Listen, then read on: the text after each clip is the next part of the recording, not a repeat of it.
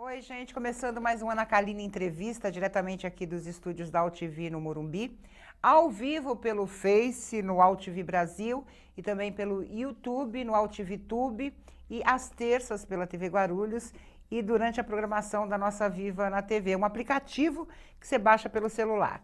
Eu quero dizer que a minha convidada de hoje tem mais de 10 anos de experiência na área da educação. Trabalha com crianças. E me disse que quer ter uma família grande. Exatamente por isso ela tem muito carinho por esse assunto. É pedagoga, escreve no portal do Andreoli, que por sinal é seu marido, né? A gente vai falar sobre isso também, algumas fofocas também sobre esse casamento. E, principalmente, é especialista em sono infantil. Eu estou recebendo a pedagoga e consultora materna, Ana Flávia Andreoli. Flavinha Andreoli, para os amigos, né, Flavinha? Com certeza. Obrigada, Ana, pelo convite. É um prazer estar aqui com você, viu? Mas eu quero começar do início. Onde nasceu Flávia Andreoli? Bom, eu nasci em Mojimirim, no interior de São Paulo. Pertinho daqui, né? É próximo, umas 2 horas, próximo a Campinas, né?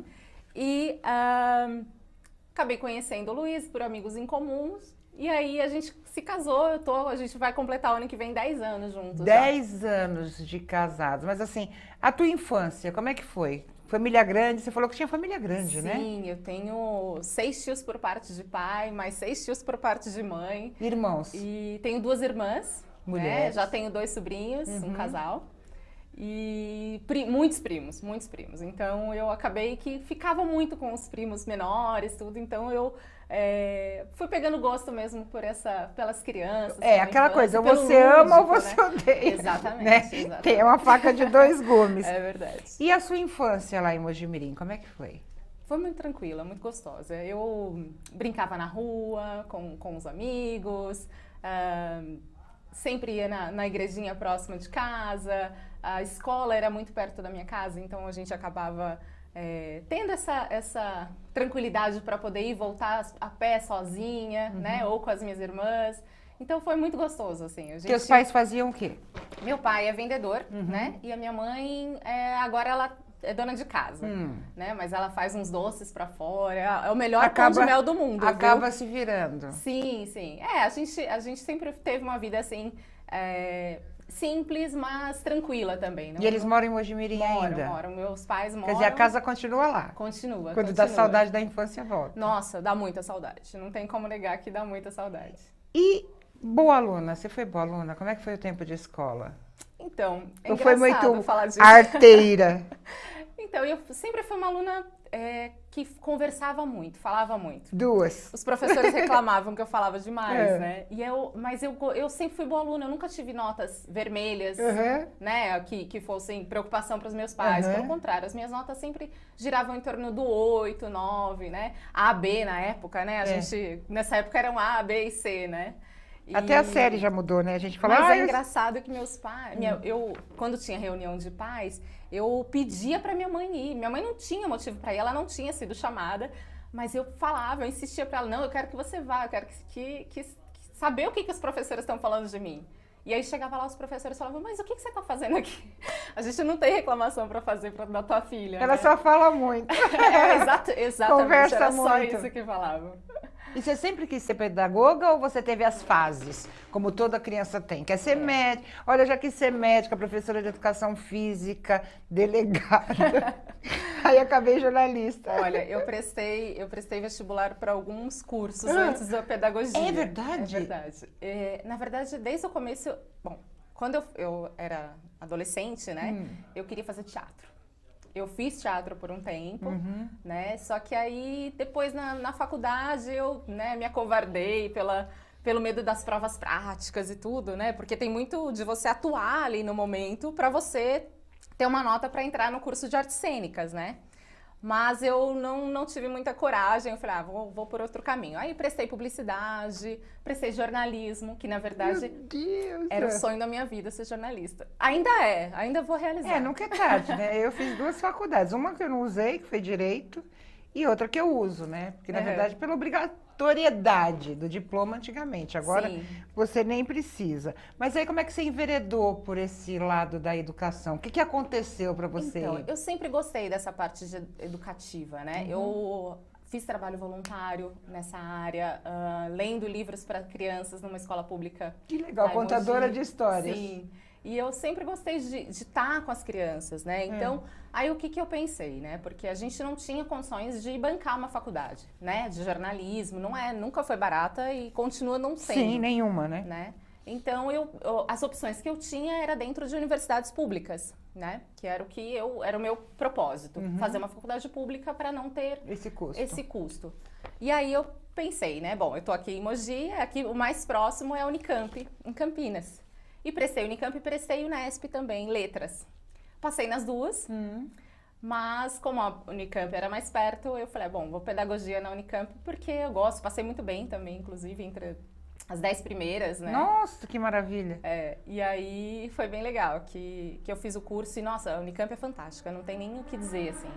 É uma faculdade que dá muita oportunidade, abre muito a sua cabeça para vários caminhos, né? Então foi muito legal, assim. E você começou por onde? Se formou e foi fazer o quê? Foi dar aulinha? Então, o que você foi fazer? Na faculdade, a gente tinha uma bolsa-trabalho, né? Quem procura isso para conseguir uma renda, porque também é de graça a faculdade, mas você tem que comer, você tem que se deslocar. Claro. Né? Então eu falei, bom, eu preciso me bancar, né? Para não dar esse custo a mais para os meus pais também. Então, eu fiz essa bolsa-trabalho lá. E trabalhei numa escolinha, uma creche que tinha dentro da faculdade. Que era para os funcionários da faculdade, não? Tinha funcionários também, moradores próximos, então era dentro da faculdade mesmo. E você fazia o que lá? E aí eu me vinculei a um projeto da Faculdade de Educação Física da Unicamp. E lá eu trabalhei oferecendo atividades recreativas para as crianças, né? Então a gente fazia caça ao tesouro, a gente fazia atividade com bambolê, de pular corda, brincadeiras. Então toda semana tinha uma atividade lúdica, recreativa, então foi por aí que eu comecei. E você ficou quanto tempo lá? Até terminar a faculdade ou você já... Eu fiquei 2 anos nesse lugar, mas eu trabalhei em outros projetos também. Mas aí voltados para a educação, na parte de filosofia da educação. Então variou um pouco, né, de trabalho, assim. Quando se trabalha com educação infantil, o que é mais difícil? O que é mais complicado? Lidar com as crianças? Como é que... porque cada um é diferente. Sim, né? sim. Algumas crianças trazem problemas de casa para a escola. A gente sabe que isso é uma coisa comum. Claro. Você tem pais que são, vamos dizer assim, chatos, para não falar uma palavra pior. Lidar com isso é muito complicado. O povo acha que é fácil, mas não é fácil. Não. Qual que é a parte mais difícil? O que você achou desse trabalho que você fez, a parte mais difícil? Na Unicamp, né, eu não tive tanto contato com os pais. Lá, na verdade, como não era um projeto inserido dentro da escola, a cobrança em cima de mim e dos outros alunos que realizavam esse projeto não era tão grande. Depois que eu saí de lá, que eu comecei a trabalhar mesmo em escola particular, aqui em São Paulo, tudo, aí que eu senti um pouco mais essa dificuldade, eu acho. Você saiu de Mogi Mirim para São Paulo com que idade? 24, se eu não me engano. Mas você já conhecia seu marido? Sim, não. Eu me mudei para cá por causa dele. Tá, peraí, vamos voltar à história, então. Então, até uns 24 anos. Você foi uma menina namoradeira? Olha, eu quis entregar a Flavinha. Meu Deus do céu. Até conhecer o Luiz? Não, eu namorei quase 9 anos antes de conhecer o Luiz. Meu Deus, era pra casar mesmo. A gente se conheceu e foi muito rápido, assim, né? Agora se apaixonou. Não, você vai contar onde vocês se conheceram, como, quem, por quê? Então, a gente tinha uma amiga em comum que nos apresentou. E aí a gente se conheceu aqui em São Paulo, porque minha família é de São Paulo, né? Então eu acabava vindo muito pra cá. Então a gente acabou se encontrando, conversando, se apaixonando. E acabou que, como a gente morava... Nessa época eu já morava em Campinas, porque eu comecei a trabalhar em Campinas. E aí a gente se conheceu, se apaixonou. Eu falei, bom, então não tem jeito, eu vou me mudar para São Paulo para ficar com você. Mas aí foi rápido entre assim, o conhecer e o morar junto, Foram casar? uns 4 meses. Nossa! Diz que tempo não manda mesmo, né? 9 anos namorando, não casou. De repente conheceu alguém. O que foi difícil nessa relação? Porque, na verdade, você sair de casa para morar com alguém, quando a gente namora é diferente. Sim, Aí sim. a gente conhece a pessoa quando junta, já estou entrando na intimidade. O que é difícil? Como é que foi se adaptar a isso? Eu tenho a sensação que eu sou muito camaleoa, digamos assim, porque eu me adapto muito bem Isso é bom. ao ambiente Qual o que teu eu signo? estou. Áries. Ah, com certeza. Então, eu não tive dificuldade para me adaptar com essa nova vida, com esse novo relacionamento, assim. Principalmente porque tem muito amor, né? Tem muito amor, tem muito companheirismo, tem muita parceria. A gente é muito parceiro em tudo que a gente faz. Mas você já Então, conhecia o Luiz? Já sabia? O Luiz foi muito famoso, né? Sim, Na sim. verdade, né? Sim, Como sim. jornalista esportivo, Com certeza. foi galã, né? É um galã galã ainda, ainda, com todo respeito, né? Você já conhecia a história dele? Como é que foi Sim, lidar com sim. isso? Eu acho que foi um pouco tranquilo, assim. Eu não me deslumbro muito. Eu gosto dele pelo ser humano que ele é, né? Eu conhecia, eu assistia ele na TV também, quando eu era pequena, enfim. Que tem uma diferença de idade, ele tem um casamento, né? Sim, uma coisa que você nunca viveu. Isso. E de repente... Sim. E os filhos dele são adultos também, né? Ele tem 3 filhos que são adultos, então não teve tanto problema, tanta dificuldade, eu acho. E a gente aprende a ceder um pouco, né? Ele cede um pouco, eu cedo um pouco, então a convivência é super tranquila, sempre foi. E teus pais, como é que encararam isso? Ficaram assustados no começo, né? Porque foi muito rápido, né? Então, assim, eu tava lá em Mogi, me mudei para Campinas, tinha terminado um namoro e aí conheci ele e aí foi muito rápido. Então, para eles ficaram um pouco assustados, mas hoje em dia eles se dão super bem, o tempo vai passando e vão vendo que tem uma estabilidade emocional, né? Sim. Mas eu acho que eles perceberam que a gente se gostava demais, assim, sabe? Que era uma coisa que realmente foi intensa e profunda. Então, eu acho que também eles têm que respeitar, de alguma forma, a minha decisão, né? E eu sou muito assim, eu me decido rápido. Sabe? Eu acho você muito madura para sua idade. Sim. Às vezes eu acho você até mais velha que o Luiz. Assim, se você verdade, pensar. a gente fala de diferença de idade, eu também, né? Tive um relacionamento, o pai da minha filha é 22 anos mais velho do que eu. E muitas vezes eu me via numa situação que eu falava, pô, eu tô pensando com a cabeça muito mais retrógrada do que ele. E muita gente fala assim, a diferença de idade influencia. É positivo e negativo, porque você aprende e ensina ao mesmo tempo. Exatamente. Você sente isso? Sim, com certeza. Eu acho que eu amadureci nesse relacionamento e acho que ele rejuvenesceu muito também. Né? Então, às vezes, ele é realmente... Ele até emagreceu. Você viu? Parou de fumar, ele fumou por mais de 20 anos. E faz assim, né? Então. Ele engordou bastante e conseguiu emagrecer e tá mantendo isso já há mais de 3 anos, né? Então, a gente tem muito isso, assim. Ele rejuvenesceu muito no relacionamento e eu amadureci. Então, mas eu sempre fui... Eu acho, né? Meus pais podem dizer melhor isso, né? Mas eu acho que eu sempre fui um pouco mais madura. Eu nunca fui uma pessoa de balada. Sua filha é mais velha, não? Não, sou do meio. Eu nunca fui uma pessoa de balada, de festa, de bagunça. Eu sempre fui um pouco mais estudiosa, né? A vida do interior te dá isso também, né? E a faculdade também demandava muito de mim. Eu saía 6 horas da manhã de casa para pegar o transporte para ir para a Unicamp e voltava 8 horas da noite, quando não voltava meia-noite. Então, era muito tempo na faculdade. Então, a gente acaba, né, tendo que amadurecer de alguma forma. Então, vamos voltar. Aí você chegou em São Paulo, casou com o Luiz e foi fazer o quê? Eu fui trabalhar numa escola. Primeiro, eu trabalhei um pouco com ele, né? A gente, no rádio, ele teve um programa de rádio muito legal no 89. E em São Paulo e em Campinas. Então, eu fiz toda a parte de produção para ele, né? Ajudava ele em toda essa questão. A gente fez um piloto de um programa de TV na Bahia. Então, eu também fiz a produção do programa. Então, foi bem bacana, gente. Você gostou desse meio? Amei, era tudo que eu sempre quis, assim, né? Foi uma forma Eu sou muito encantada com esse mundo da TV, sabe?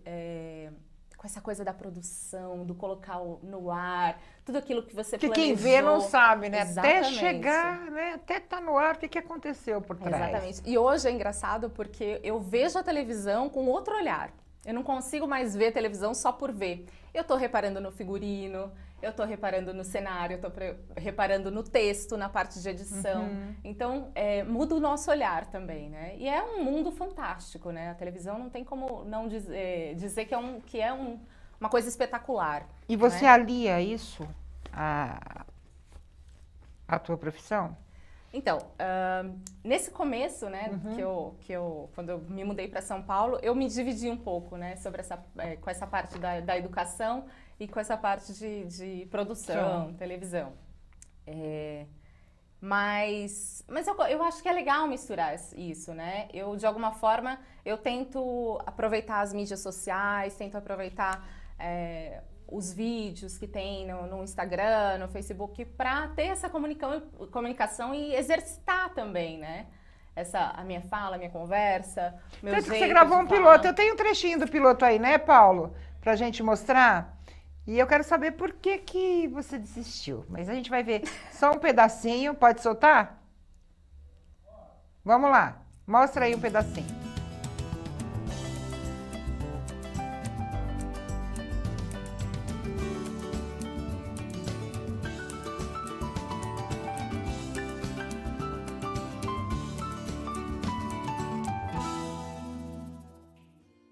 Oi meninas! E aí, Olá, tudo bem? tudo Olá bem. pessoal, eu sou Flávia Andreoli e é com muita alegria que a gente está iniciando hoje o nosso programa Figura Materna. Aqui vocês vão ter dicas, orientações e vão poder tirar suas dúvidas sobre o universo da maternidade. Para isso, vocês vão contar com uma equipe especializada. Do meu lado, a Daniele Kogo, que é consultora materna e especialista em sono infantil. Tudo bem, Dani? Tudo bom. Conta um pouquinho para o pessoal como foi sua formação. Que gracinha! Fala pra mim, por que não foi pra frente essa ideia?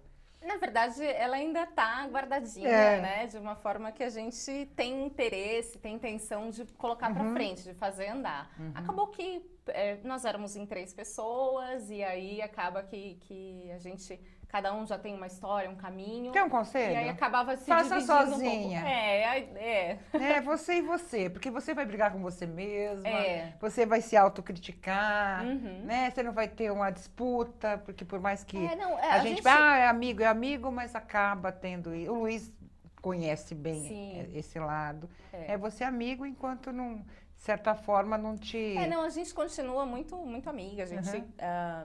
ambas são consultoras maternas também, então a gente faz muitas trocas, mas eu acho que tem essa coisa dos outros compromissos, existe todo um trabalho por trás, né? Você tem que produzir, você tem que ter um dia para você gravar, tem que ter os convidados, Sim. então é trabalhoso, Sim. né? Então acho que a gente não conseguiu também aliar isso à parte comercial, né? Então é um trabalho de formiguinha e que naquele momento não estava fluindo do jeito que a gente esperava. Mas você escreve, né? Sim. Você exerce esse lado da exerço. comunicação. Sim, eu tenho uma coluna de maternidade no portal do Andreoli. Para quem quiser acessar lá é luisandreoli.com.br. E eu falo um pouco sobre esse mundo da maternidade, assim, mais voltado para a parte da minha especialidade em sono infantil. Mas trago alguma coisa também sempre do universo materno mesmo. Mas como é que você decidiu ser consultora materna? Agora a gente vai começar a falar disso aí. O que é uma consultoria materna? Eu te ligo na madrugada e falo, pelo amor de Deus, meu filho se engasgou. É uma coisa assim, mais ou menos, que nem pediatra. Então, a consultora materna trabalha numa parte comportamental, né? A gente não faz um atendimento clínico, médico, né? Mas a gente tem todo um trabalho, como é que eu posso dizer? Em vários setores, né? Tem consultora materna que trabalha com foco em amamentação, tem consultora materna que trabalha com foco no sono infantil, mas a gente faz outros atendimentos, por exemplo, cuidado, a gente faz um curso de gestante que entra cuidados com recém-nascido, segurança doméstica, né? Como é que você reage num momento desse que a criança engasga? Existe uma manobra, chama manobra de Heimlich, que você faz e você consegue desengasgar um bebê. Que é uma coisa que toda mãe precisa saber. Sim, e toda mãe tem essa experiência, né? Sim, com certeza. Eu tive essa experiência e saí correndo para a vizinha, porque eu não sabia o que fazer. Pois é. Eu não sabia se eu batia nas costas, eu não sabia se eu enfiava o dedo na garganta. E tem uma posição, tem toda uma coisa. E recentemente, essa semana, ou foi semana passada, uma criança engasgou numa escola com uma salsicha e não tinha uma pessoa preparada para fazer o pronto-socorro, o pronto atendimento para ela. Essa manobra de remix, que é uma manobra relativamente simples, mas que salva vidas. E essa criança veio a óbito porque não tinha ninguém que pudesse com uma salsicha, gente. É muito triste. Uma escola, né, tem que ter alguém preparado, os professores têm que estar orientados. Não existe uma lei que obrigue esse tipo de conhecimento numa escola infantil? Eu acredito que absurdo, não tenha. Né? Uma regulamentação, alguma coisa assim. Tem muitas escolas que estão investindo em enfermaria, né, que tenha uma enfermeira 24 horas ali, deveria ser obrigatório durante o período escolar para poder fazer os atendimentos, ministrar remédios, né, tirar uma febre, enfim, verificar se uma criança tá bem o suficiente para... E eu acho que é um investimento fundamental numa escola. Sim. Porque você está lidando com vidas e com vidas de criança, né? E um caso como esse do menino acaba com a história da escola. Sim, exatamente. Né? A coisa é um investimento que garante a credibilidade do seu estabelecimento de ensino. Sim, e se você pode fazer um bem para uma criança, como negar, né, um atendimento desse para uma criança? Agora, você atende como? Atende em consultório, atende em casa? Como é que é feito esse trabalho? Então, meu foco tem sido mais o sono infantil. Né? Por quê? É que uma coisa interessante. Por que o sono infantil? Porque eu acho que eu consigo me dedicar, estudar e focar realmente, porque eu acredito que o sono tem fundamental importância para o desenvolvimento e crescimento da criança, né?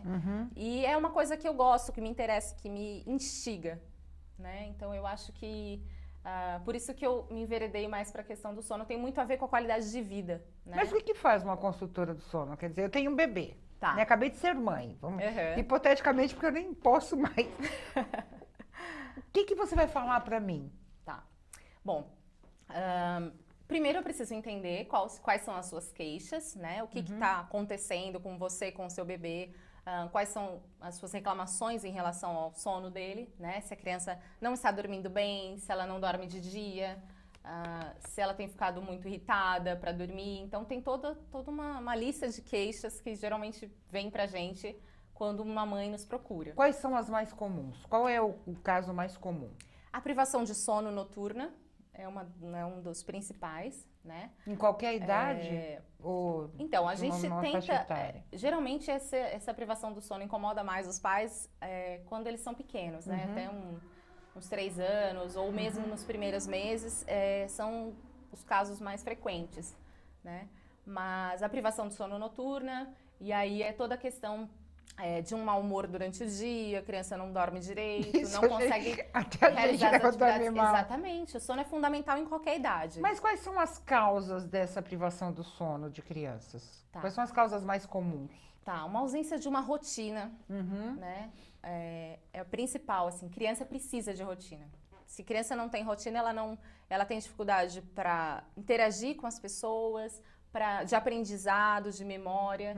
Então, a rotina é fundamental para ajudar nessa questão do crescimento e desenvolvimento da criança. Eu acho que esse é o principal motivo, né? Então, e também o sono diurno, que são as sonecas, estão diretamente ligadas com o sono noturno. Então, a criança que não dorme de dia, né? Não dorme bem de dia, ela acaba dormindo mal de noite também, acordando. É bom o dormir à tarde para uma criança? Então, a gente... Quando o bebê precisa fazer as sonecas, né? É complementar, né? O sono diurno e o sono noturno. Então, ela precisa... Até os 3 anos de idade, a criança precisa fazer até os 3 anos, uma soneca pelo menos, né? Aí um pouco menor, até 1 ano, de 2 a 3, depois de 1 ano... umas 2 sonecas, e com 1 ano e 8 meses, 1 ano e meio, ela já pode fazer uma soneca por dia só, para complementar esse sono noturno. A consultora materna consegue detectar quando o problema não é comportamental, ou seja, a criança não está dormindo bem porque tem um problema clínico, ou você consegue detectar isso para fazer o encaminhamento? Sim, a gente sempre, a gente depende muito da observação dos pais, né?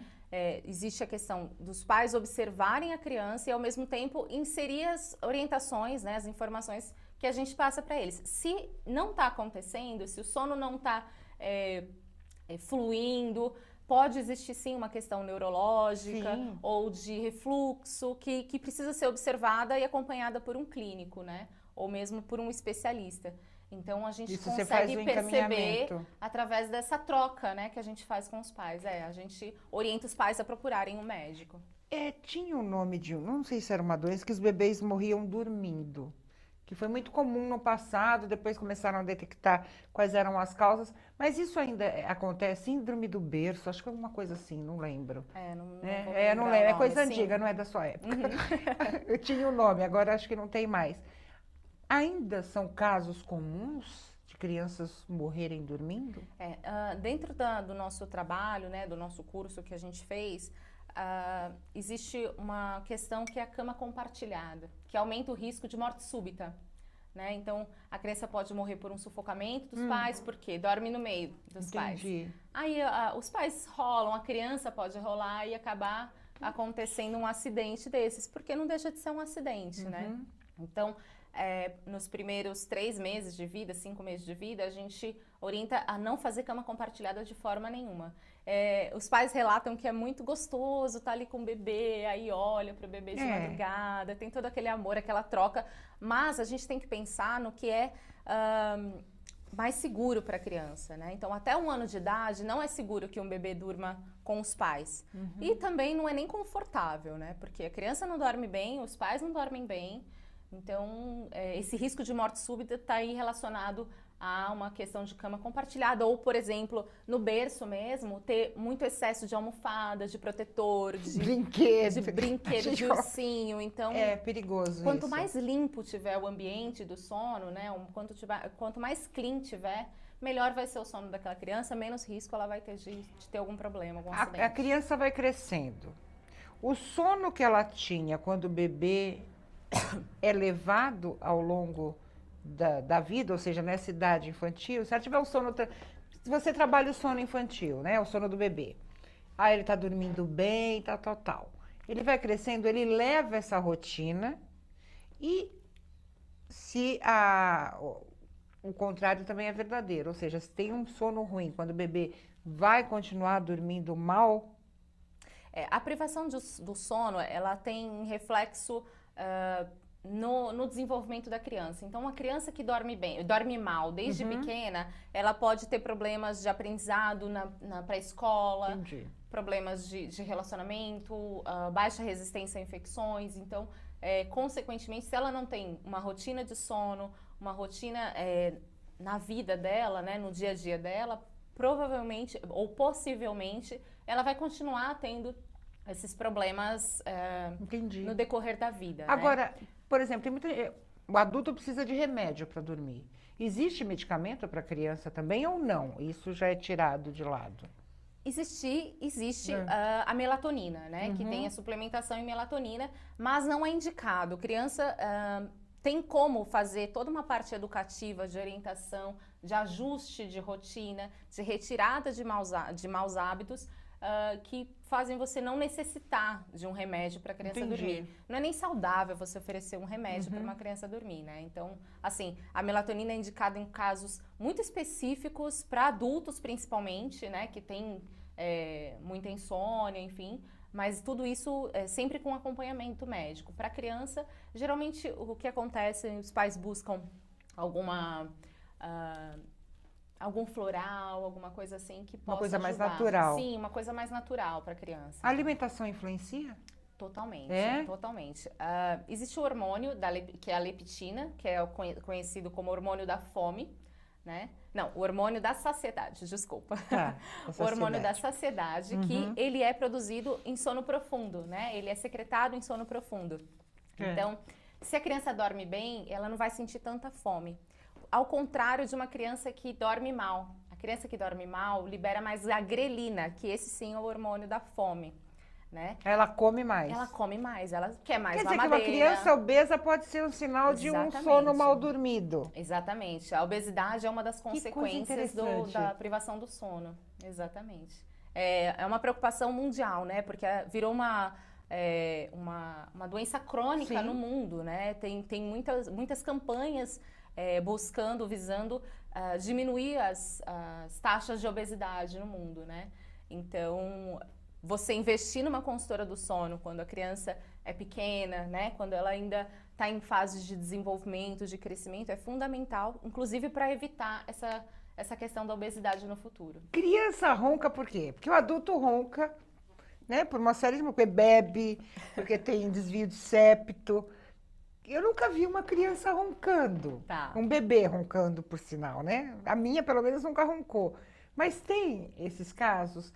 Podem ser sinais de algo que não está legal? Um ronco numa criança? Sim, é importante sempre buscar a informação com o pediatra, porque pode sim ser um desvio de septo, uma questão de amígdala. Seria uma coisa clínica mesmo para ser acompanhada por um pediatra, por algum gastroinfantil que possa talvez tentar entender o que está acontecendo e tratar essa questão, porque também não adianta você tratar o sono da criança, o sono do bebê, se você não tratar a parte clínica também. Se tiver alguma parte clínica que está atrapalhando a questão do sono, não vai adiantar nada você fazer uma consultoria do sono. Agora, a gente tem essa mania de ninar, né? Mãe é uma desgraça, né? A gente faz o filho dormir no colo para pôr no berço. O que é melhor? A gente lidar com essa ligação ou colocar no berço e ensinar a criança a dormir sozinha, né? Para depois não ficar aquela criança chata pedindo colo toda hora. E o que é bom para o sono? O sono de colo é bom? Então, é uma delícia, né? Ficar com um bebezinho todo ali, mundo quando gosta. ele é novinho. Pra gente, né? É ótimo, é uma delícia. Mas, o que a gente ensina na consultoria? Que a gente orienta os pais a ensinarem os seus filhos a dormirem sozinhos, né? Mas a questão do ninar faz parte de alguma forma, desde que não se torne um mau hábito, você pode deixar ninar um pouco o bebê. Né? Não ninar, se tornar um mau hábito. Mas o que a gente diz? Que não pode ninar a ponto da criança dormir, adormecer nos braços. A gente nina para deixá-la sonolenta, tá? Por isso que a gente diz que está ensinando a criança a dormir sozinha. Então, a mãe, o pai, nina a criança, coloca no berço ela sonolenta e aí a criança vai dormir sozinha no berço, entendeu? Por quê? Porque a criança que dorme no colo, e aí você fez a criança dormir no colo, colocou no berço. Imagina o susto da criança que dormiu ali no aconchego dos pais, no colo, com o cheiro dos pais e de repente acorda num ambiente estranho, né? Como é que eu vim parar aqui? Né? Para um bebê pequeno, assusta, né? Porque ela não tem essa noção de espaço, né? Então, para ela, se ela dormiu ali, ela vai dormindo. A hora que ela acordar, ela ainda vai estar ali. Entendi. Né? Então, gera toda uma questão de insegurança, de ausência de confiança, de desorganização, de ansiedade para a criança, que não é saudável, né? E aí vai piorando cada vez mais essa questão de privação do sono, porque a criança vai estar no seu braço, mas ela vai estar ali desesperada, achando que daqui a pouco ela vai acordar em outro lugar. E quantas horas a criança deve dormir? A gente diz que tem que ter um sono de 8 horas, né? Eu adoro dormir 15. Se pudesse, eu dormiria 18. Mas, então, assim, qual o tempo, o período certo de sono de uma criança? Um recém-nascido dorme de cerca de 17 a 20 horas por noite. Ai, que delícia! Na verdade, não só por noite, né? A gente divide o sono do dia e o sono da madrugada, o sono por dia, na verdade. Noite, né? Durante 24 horas ele dorme... de 17 a 20, um recém-nascido, né? Aí depois... De um tempo, a criança até os 6 meses dorme em torno de 15 horas por noite, né? Depois até um ano, enfim. Mas o ideal, depois que a criança já não faz mais essa soneca, sempre complementando, né? Soneca e o sono noturno, né? Até os 3 anos. Depois disso, com 4 ou 5 anos, a criança já dorme ali umas 10 horas por noite. A gente diz que uma criança que dorme menos de 9 horas por noite tem muito mais risco de sofrer com as consequências da privação do sono do que uma criança que dorme mais de 10 horas. E quais podem ser essas consequências? Diminuição do aprendizado, aumento do aprendizado, diminuição do aprendizado, raciocínio, o humor fica alterado, a criança começa, por exemplo, se ela já está na escola, ela começa a brigar mais com os coleguinhas, não tem paciência para realizar as atividades, né? Tem baixa resistência a infecções, então a criança começa a ficar mais doente, né? também fica mais propensa a acidentes, então a criança começa a cair mais, se machuca mais, né? E fora as questões relacionadas ao crescimento, porque o sono está diretamente relacionado ao hormônio GH, que é o hormônio do crescimento. Então, Não sabia disso. O sono influencia nisso? Totalmente, totalmente. Que coisa maluca. Então, uma criança que tem privação de sono desde que nasceu e isso não é tratado, não é ela vai ser pequenininha. Ela não vai crescer. Necessariamente, né? Porque a gente tem que sempre mas considerar pode influenciar o no desenvolvimento crescimento dos pais, a altura dos pais, sim. do que eles cresceram, enfim, a genética. Mas pode sim ter problemas de crescimento e de desenvolvimento. Nossa, que interessante. Crianças sonâmbulas são comuns? Então, são comuns em crianças que têm privação de sono, né? Esse é um distúrbio do sono, o sonambulismo, né? Que pode ser causado aí por uma ansiedade, por um excesso de estímulos, né? Então, o sonambulismo, o bruxismo, todas essas questões podem estar presentes ali numa consequência de privação de sono. O bruxismo, é? Bruxismo também. Tem criança que range os dentes de ansiedade mesmo. Então tem que tratar, por isso que a consultoria do sono ajuda nessa questão, né? Se a criança começa a dormir melhor, ela começa a estar mais tranquila dormindo, consegue sentir segurança para dormir, né? Então por isso que a rotina é fundamental. A rotina é uma coisa que a gente pega muito no pé dos pais, que a rotina é extremamente importante. A criança se organiza internamente, se organiza externamente. Então, que aquela coisa, fazer isso tal hora, exatamente, comer tal hora e dormir tal hora. Ela sabe o que vai acontecer logo em seguida, né? Ela sabe que depois do almoço, por exemplo, ela vai ter uma soneca. Entendi. Né? Ela vai ter uma sonequinha, então ela tá tranquila, o corpo começa... Sabe quando a gente diz que o corpo vira um reloginho? Né? O corpo da criança até também acaba sendo um reloginho. Se a gente tem uma rotina, a gente acaba se adaptando. Exatamente. E travesseiro, a criança cresce, vai para a caminha dela, né? Sai do berço, vai para a caminha. Uso de travesseiro. O que é melhor para a criança? Acostumá-la com o travesseiro ou sem o travesseiro? É muito relativo isso, Ana, porque cada criança gosta de um jeito, né? Claro que a gente tem que pensar na questão anatômica da criança. Sim. Até 1 ano de idade, a gente não recomenda que tenha travesseirinhos, né? Dormir ou muitas coisas retinha. pela questão da privação no sono, não, do risco de morte súbita. Então, assim, o ideal é não ter travesseiros, almofadas, ursinhos, né? Então, isso a gente precisa tá ciente e tá observando sempre.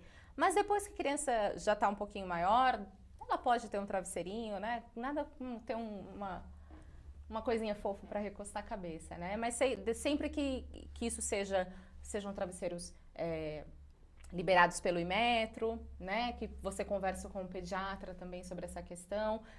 Crianças com refluxo, geralmente tem que ter um travesseiro, uma coisa mais inclinadinha, né? Para não ter esse problema de regurgitar durante a noite. Mas, no geral, não tem muita relação com o sono. Eu achei que influenciasse, assim, que seria melhor mesmo dormir sem travesseiro. E a música de niná, né? O dormir com música é uma coisa boa para a criança? É bom, relaxa, é bom. A gente trabalha muito com a inserção de um ritual noturno para a criança. Que ritual é esse? Conta. Cada família cria o ritual conforme o costume dela também, né? Mas o que a gente orienta? Que esse ritual noturno seja repetido todos os dias, né? Sempre da mesma maneira, na mesma sequência. Tem algum ritual interessante que você já viu, assim, uma coisa que te chamou a atenção? Não, geralmente eles são quase que padrão, vai. Não é padrão porque cada família se adapta melhor de um jeito. Mas geralmente a gente orienta como? Depois do jantar... brinca um pouquinho, estímulos leves, uma coisa que a gente orienta sempre. A criança deve dormir por volta de 19, 20 horas, tá? Então, 2 horas antes desse horário, a gente orienta a diminuir os estímulos. Diminui um pouco as luzes, desliga os eletrônicos, televisão, tudo, porque aí você já vai fazendo a criança entrar deixa a num criança clima. muito Exatamente. agitada. Não pode deixar uma criança num tablet o dia inteiro, né? Principalmente perto da hora de dormir, porque isso pode causar... né, uma ansiedade, uma agitação que não vai favorecer o sono. Entendi. E aí no ritual noturno o que a gente fala? Por exemplo, pode ser um banho relaxante, aí depois de um banho relaxante uma massagem, por exemplo, a Chantala que a gente faz, que a gente dá a oficina de Chantala. O que é a Chantala? A Chantala é uma massagem indiana. Ela foi descoberta por um francês, Frédéric Leboyer, na Índia. E aí ele trouxe, adaptou e criou essa massagem indiana, que é uma massagem que ajuda no crescimento da criança, no toque, né, traz segurança. No que ela difere? O principal é o vínculo. Ela tem uns movimentos específicos, Entendi. né? Ela inicia no tronco, e aí depois vai para os membros, as costinhas. Então tem todo um carinho que você passa naquele momento da massagem, né? Entendi. Então, voltando para o ritual. Banho, massagem, por exemplo. Aí pode ser contar uma historinha para a criança, cantar uma musiquinha. Tem pais que gostam de cantar, a mãe canta para o bebê desde a barriga, né? Então, tudo é sempre adaptado ao que a criança já está acostumada também. E aí depois pode tomar uma mamadeira ou então pode já dormir, né? Mas sempre repetindo essa sequência. Banho, massagem, musiquinha ou historinha e cama. E esse ritual se mantém ao longo do tempo? É bom manter um ritual? Ajuda, sim, o ritual é sempre... quanto mais você conseguir manter ele ao longo da vida da criança, melhor para ela, né? Mais segurança isso traz para ela e tem toda uma questão do vínculo também, né? Que você cria nesse momento com a criança. De você estar conversando, de você ter uma voz... uma conversa ativa, né? Que você ouve a criança, ouve o que ela sente, ouve o que ela pensa, conta uma historinha, né? Senta ali com ela do lado da cama e conversa. Então isso sim gera uma troca muito gostosa. E aí conforme a criança vai crescendo, você vai se adaptando à idade também, né? Você não vai chegar e fazer uma massagem numa criança de... Às vezes a criança também para de aceitar, né? Quando a criança começa a E ela cria o próprio ritual, na verdade, sim, né? Sim, eu acho que cria junto, né? O ritual cresce junto com a criança. Então, os bebês, quando começam a se movimentar muito, às vezes eles passam a não aceitar tanto a massagem, né? Porque eles querem se mexer, querem levantar. Você percebe a mudança, sim, né, de comportamento. Porque eles querem andar, querem virar, né? Querem engatinhar para lá e para cá, e aí você adapta, né? A massagem não tá funcionando mais, vou fazer de uma outra forma. Existem mitos e verdades sobre sono infantil? Tipo assim, uma mãe chega pra você, é verdade que se eu der mexerica com limão, não sei o quê, a criança dorme melhor? É verdade que se eu beliscar... Existem esses mitos? As mães perguntam isso? Sim. Quais são os mais comuns, assim, engraçados? Eu acho que o principal, assim, é a questão... se a criança não dormir o dia inteiro, ela vai dormir à noite. Vai dormir melhor à noite. Esse é o principal. Aí as mães fazem de tudo para manter a criança acordada. Isso é mentira, é um mito. Isso é mentira. Pelo contrário, a criança que faz as sonecas durante o dia, ela dorme melhor à noite também. Então, esse é o principal. Eu também achei que teria que deixar a criança agitada para ela dormir tranquila. Não. Para criança, até uns 3 anos, não funciona isso, né? O que a criança precisa? A criança precisa de estímulos, né, durante o dia. Então, ela precisa que seja trabalhada a questão visual, do tato, dos sentidos mesmo, né? Então, precisa brincar, precisa exercitar as perninhas, os bracinhos quando é bebê. Então, todos esses estímulos ajudam no sono noturno, né? Mas não substitui as sonecas, por exemplo. Você dá excesso de estímulos também pode atrapalhar o sono das crianças. Uma criança que dorme bem, é tranquila, né? Uma pessoa na infância, isso influencia na fase adulta? Por exemplo, eu fui uma criança que dormi bem, que nunca tive problema. De repente, eu continuo um adulto calmo, tranquilo, ou isso não tem nada a ver? Sim, tem tudo a ver. A criança que tem essa segurança, né, de um sono tranquilo, de se sentir segura, de se organizar em relação à rotina também. Isso ajuda muito, porque aí a criança se torna um adulto organizado, seguro em tomar as decisões que ele tem que tomar na vida, ele sabe das necessidades, ele cria uma rotina para a vida dele, né? Uma pessoa desorganizada provavelmente não teve rotina quando era criança. Que engraçado isso, né? Então, é uma coisa que você leva para a vida, assim. Aí o adulto se torna um adulto organizado, seguro, confiante, né? Que encara os desafios com muita segurança. E isso está, sim, relacionado à questão do sono e à questão da rotina também, né? A amamentação, por exemplo, tem muita mãe louca, né? Que fala assim, meu filho tem que mamar de 3 em 3 horas. Então, a criança está dormindo, vai lá e acorda para pôr no peito. Tá. Né? Isso é certo? Isso depende muito da idade da criança, né? que está muito em voga no momento é a questão da livre demanda, né? A criança pede. A criança, não, livre demanda, a qualquer momento a criança vem e pode mama, mamar. sim. Pode ser, sei lá, tá acordada e a mãe vem, pode colocar no peito, ou chorou peito, qualquer motivo. Entendi. É motivo de peito, né? De colocar na mama para amamentar. Quando a gente fala em rotina, a gente não exclui a livre demanda, desde que a livre demanda seja para alimentação, né? Não é por qualquer motivo, porque a criança não chora só de fome. A criança pode chorar mas porque está com algum desconforto, pode ser por cólica, pode ser porque está muito calor, muito frio. É o jeito que ela tem para se comunicar.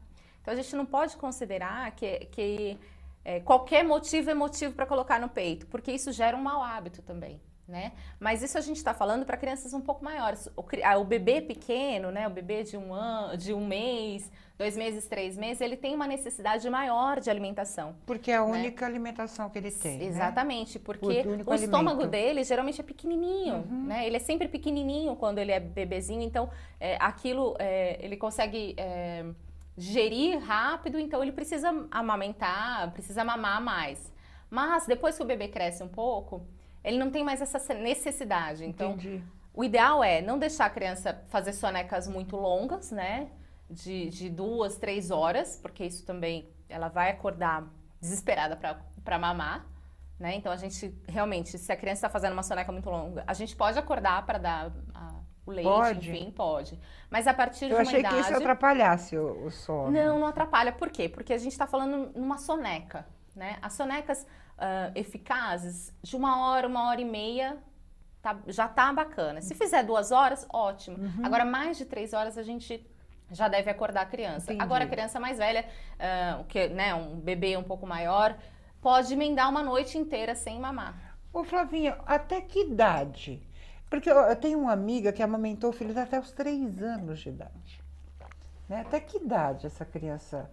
É o ideal ela ser amamentada? Então, a Organização Mundial de Saúde orienta que o bebê seja amamentado exclusivamente no peito, né, com leite materno até os 6 meses de vida. Após os 6 meses de vida, a amamentação complementar a alimentação com comidinhas e tudo, que também sempre orientada por um pediatra ou um nutricionista infantil. Entendi. Além disso, a Organização Mundial de Saúde recomenda que a criança... que os pais tentem amamentar a criança até 2 anos. Por quê? 2 anos? 2 anos. Danou-se. Parece, né? Porque tem muito mito também, um mito muito frequente que as pessoas mais velhas geralmente falam, né? Que, poxa, por que você está amamentando essa criança? Só tem água aí, né? E o leite materno nunca é só água.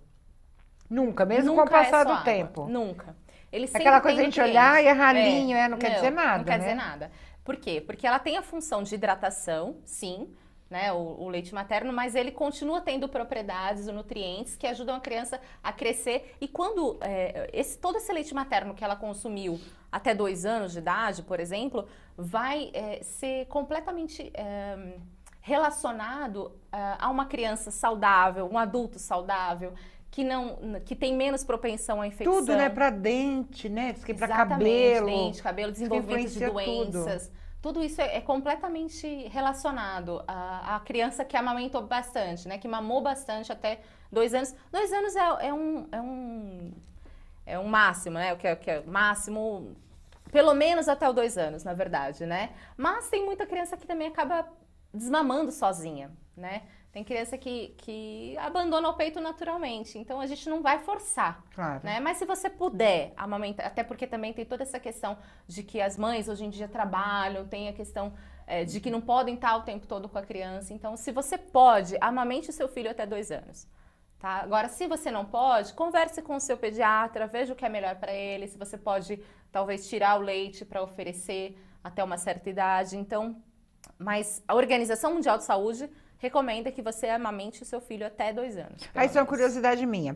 A mulher que tira o leite e guarda, muda a qualidade desse leite materno ou não? Sim, tem uma quantidade de horas exatas que você pode deixar o leite armazenado para oferecer para a criança, né? Então, assim, refrigerado tem um tanto de horas e congelado também tem um tanto de horas. Eu não vou lembrar exatamente agora. Mas muda, né? Mas muda. Se você deixar muito mais tempo que aquele recomendado, você não pode mais oferecer para criança. Isso é legal Tem que saber, porque descartar. muita mãe faz isso e não sabe Sim. que tem esse período. Você fala em paternidade ativa. Sim. O que é isso? Paternidade ativa nada mais é do que o pai participar daquele momento que a criança chegou, né? Da chegada da criança. Então, assim, tem muito pai que fala assim, eu não posso fazer nada. A criança nasceu, eu só vou poder aproveitar quando o meu filho estiver grande. Porque agora ele não interage comigo, ele não fala comigo. Quando, na verdade, todos os pais deveriam e devem participar do crescimento da criança desde que ela nasce. Né? Se desde quando a criança está na barriga, a gente já orienta ao pai conversar com a barriga para a criança começar a reconhecer a voz dele, né? Interagir, fazer carinho, a criança sente de alguma maneira aquilo. Depois que a criança nasce, então, é fundamental que essa paternidade seja exercida, né? Então, assim, como que o pai pode participar? Trocando fralda, colocando para arrotar, tá ali do lado da mãe enquanto ela tá amamentando, levar água para a mãe. Então, isso é uma paternidade ativa. O pai que comparece, o pai que tá presente e que divide as funções. É que o homem é muito desengonçado, né, para essas coisas. Isso é relativo, mas é bem viu, Ana? Tem muito né? pai aí que é melhor que mãe, viu? É, né? Tem. Você acaba aprendendo com a experiência. Flavinha, nosso tempo chegou ao fim. Nossa, que rápido. Mas, olha, eu quero dizer que eu espero que você realize seu sonho de ter 2 a 4 filhos. Verdade. Viu, Luiz? Por favor, dá um puxão de orelha aí vamos nele. trabalhar, né? Estou brincando, mas acho que isso acontece mesmo, né? Sim, sim. Obrigada. E sua dica final aí para as mamães e papais, é óbvio. Eu acredito que o principal para dizer para as mães e para os papais que estão assistindo a gente é que não ache que a privação do sono é algo normal, tá? Então, se o seu filho não está dormindo bem, está atrapalhando o sono de vocês, procure uma consultora do sono infantil. Ela com certeza vai poder te ajudar, te orientar a ter um sono melhor, um sono de qualidade, e o seu filho vai se desenvolver muito melhor, vai crescer com saúde, e isso vai influenciar a vida dele por inteiro, assim, até a vida adulta. Isso é muito interessante, porque é uma coisa que a gente não pensa, né? O nosso dormir na infância influencia diretamente. Não é normal. Sono é saúde. Sono é tão importante quanto a alimentação. Se uma criança não está dormindo bem, ela pode ter problemas na infância e no futuro também. Então, deem atenção para o sono do seu filho. Obrigada, Flavinha. Eu que agradeço, Durmam bem, né? Ô, Paulinha, tem um vídeo aí, eu quero fazer um convite para as pessoas, né? Neste sábado vai acontecer aqui em São Paulo, na Moca, no Teatro Gamaro, a final do Miss e Mr. Teen Brasil, dia 14 às 20 horas. É um concurso que está completando 10 anos de Brasil. Muita gente não conhece, mas é um convite para que a gente conheça, né? Eu acho que concurso de Miss é uma coisa que vai para a vida toda, aí é coisa que não envelhece, né, Flavinha? Já participei muito de concurso de mesmo? Miss. Ai, que bonito. Lá no interior? No interior. E como é que foi? Bem? Foi, né? A minha irmã já ganhou Miss São Paulo infantil. Olha, e a gente não sabe que tem esse tipo de concurso, né? Sim, é verdade. Volta para mim, Paulinha. Então, eu reforço o convite, né? Convido a Flavinha também. Final do Miss e Mr. Brasil, Mr. Teen, né? Agora, 14/10, acho que é sábado, né? Às 8 da noite. Isso, exatamente. No Teatro Gamaro, na Moca. Então, convite feito. Um beijo para você. Fala. Desculpa. Fala. Eu só queria convidar as pessoas para entrarem no portal do Andreoli, luizandreoli.com.br, para conferir todas as matérias que tem lá, né? E a minha eu passei portal do andreoli.com.br, não é isso? Não, é luizandreoli.com.br, tá? E aí vocês vão conferir a minha matéria. A minha última matéria foi sobre o Dia das Crianças, né? O que é melhor nesse Dia das Crianças? Qual que é o melhor presente para você dar? Qual que é o melhor presente? Estar presente. Muito Os pais bem. estarem presentes, aproveitar os momentos com seus filhos. Esse, sem dúvida, é o melhor presente que você pode oferecer. E aproveita... Também entrar no meu Instagram, né? Isso. Consultoria Materna, _sem segredos. Espero então vocês. Tá aí no Instagram, Consultoria Materna sem segredos. Dia das Crianças e meu aniversário. Eu faço aniversário no Dia das Crianças. Gente, um beijo. Na semana que vem a gente está aqui de volta com um assunto também muito especial. Nós vamos falar sobre resiliência. Olha que legal. Fantástico. Vai ser um assunto muito interessante e eu espero vocês aqui na semana que vem. Um grande abraço e até lá.